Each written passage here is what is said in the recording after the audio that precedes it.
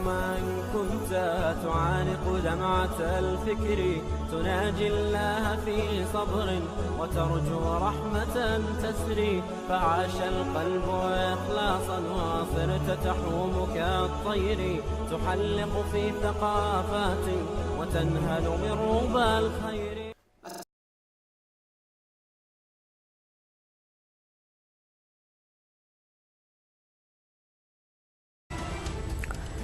Well, as we've told you, Israel has reportedly approved thousands of settler units in the occupied territories. According to Israeli media, Tel Aviv will construct 4,416 settler units in several areas, including East Jerusalem al-Quds. The units will be constructed in 3 different neighborhoods of the Holy City. Israeli settlements are illegal under international law. Israel is defying international calls for a halt to the settlement in construction plans.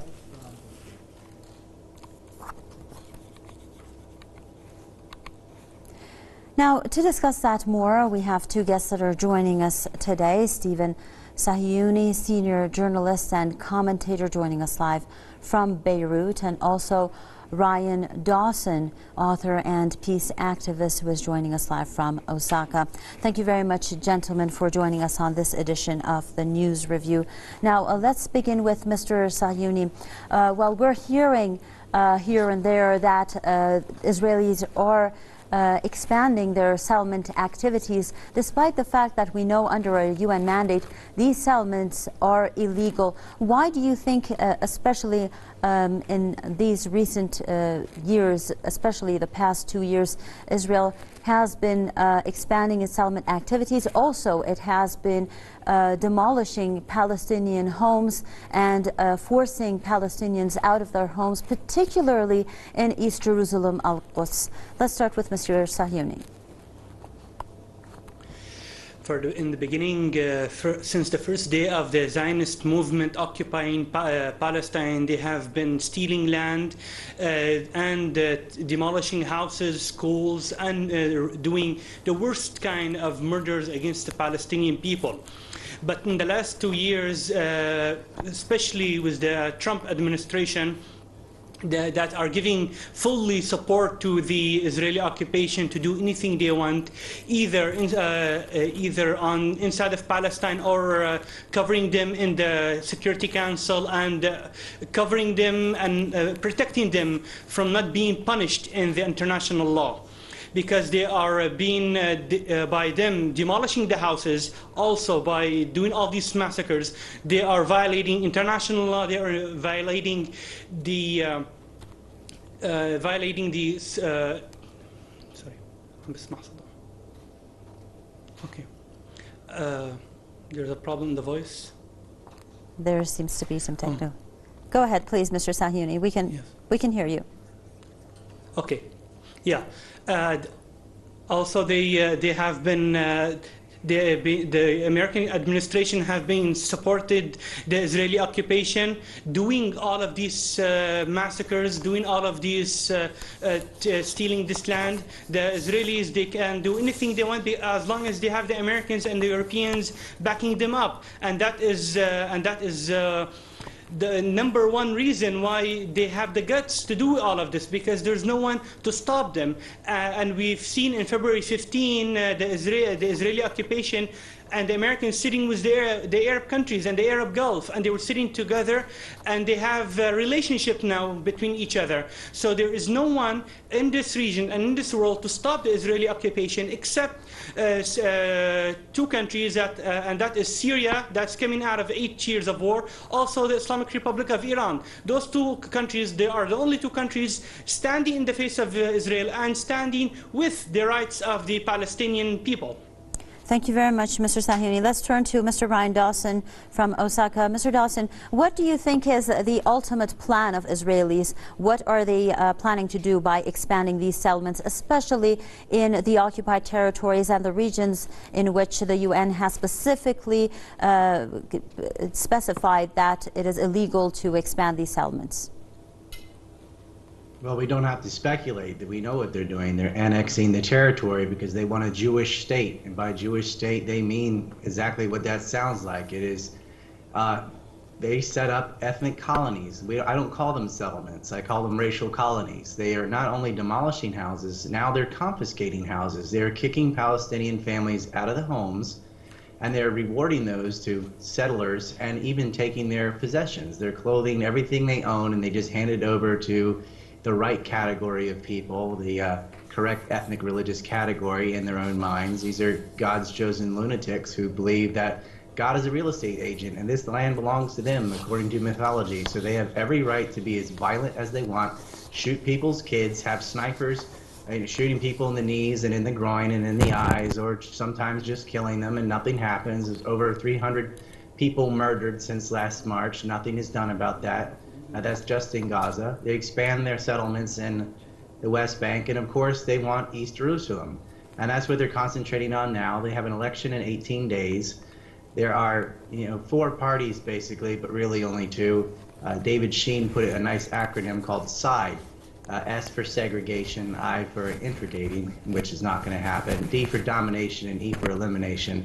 And the majority of the Israeli public support either domination or elimination. They want to annex the territory or dominate Palestinians, throw their kids in prison.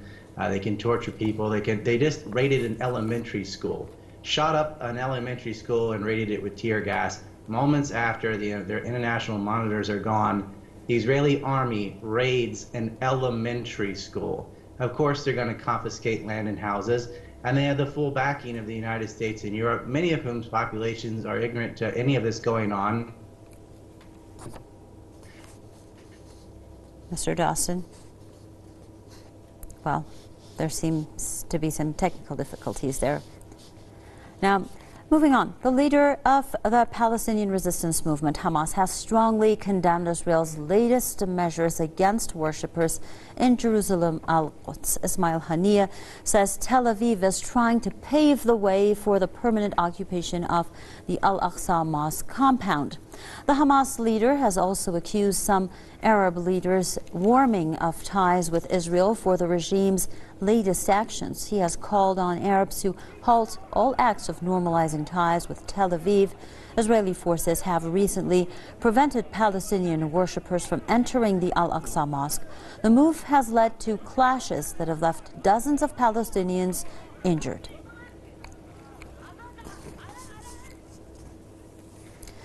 Once again, to continue this discussion, we're joined by Mr. Stephen Sahyouni from Beirut. Now, Mr. Sahyouni, why is Israel stopping worshippers from entering Al-Aqsa Mosque? These are people who are simply there to worship. The Israeli occupation, they have trying, and this is their plan, by doing the religious situation by making Israel a Jewish state, and scaring their people that around you is only Muslims and we have to make our own Jewish state, and they try, and under the name of religion, they stop people from going into their under what they say, to go into the mosque, because they have their, as they claim, they have their holy thing, their holy wall in Jerusalem, in Jerusalem. So they stop the Palestinians from going into doing their prayers, but they do not. But at the same time, they let their people to come. They do not respect religion. They don't respect other people's religion as they claim. And as I told you, they are trying to do, and this is their #1 goal, by breaking up Syria into religious. They wanted to make Syria into religious contents. That's why, and now that's why they want to put Israel as the Jewish state, and to try to demolish the Palestinians in Jerusalem and making Jerusalem as the state, and they're getting the full support by the United States and the United States administration. Thank you very much for pointing that out. Thank you very much, Mr. Sahyouni, because that is basically what we were going to get to. Mr. Dawson, let's pick it up from there. How much do you think Donald Trump's support, and also some Arab states warming towards the Israelis, how much has that emboldened the Israelis, especially considering attacking worshippers now in Al-Aqsa Mosque? Yes, really every U.S. president, but especially Donald Trump, because Donald Trump moved the U.S. embassy to Jerusalem. And for some reason, people think if the U.S. moves its embassy, that's akin to moving the capital. Jerusalem's not the capital of Israel. Tel Aviv is the capital of Israel, but they want to claim Jerusalem as theirs. Jerusalem is supposed to be a shared city for the three large religions.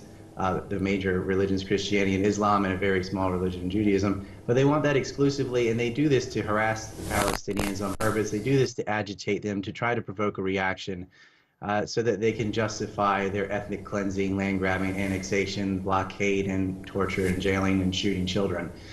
There is no justification for it, and they don't want anybody to even be able to have religious freedom. And America fully backs them. Donald Trump just signed off on $3.8 billion to the apartheid state, which is utterly disgusting. But they have failed in Syria. They wanted to divide Syria up along religious sectarian division, and they've lost. The terrorist proxies are up in Idlib, and they've outlasted the U.S. Patience to do Israel's bidding. Syria is going to be Syria again. Assad is going to stay, and there's nothing the U.S. and Israel can do about it.